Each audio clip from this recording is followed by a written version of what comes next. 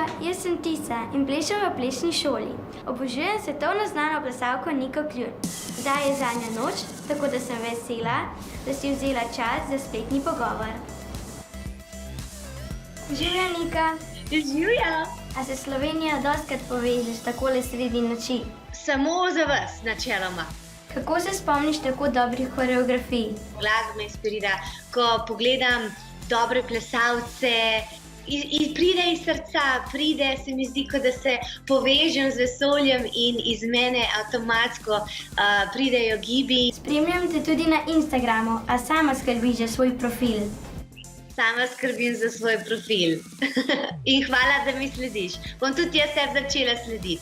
Nika, veliko mojih prijateljic te obožuje. Tukaj imam še njihova vprašanja. Nika, ti si zame velika vzornica. Zakaj si se odločila, da greš v Ameriko?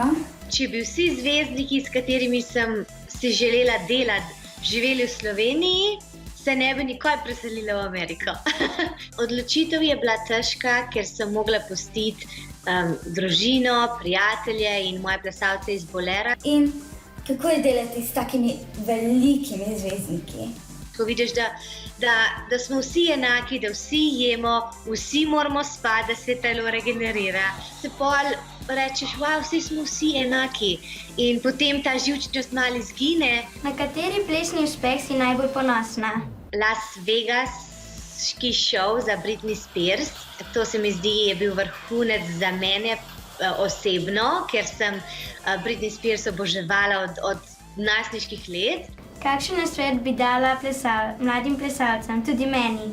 Vedno, ko plešeš, enostavno samo uživaš v ljubezni do plesa, ker to te bo vedno, vedno osrečilo. Uspeh ne pride sam. Zanj je treba močno delati. A Nikino življenje je zame kot pravljica. Te se včasih tudi uresničijo.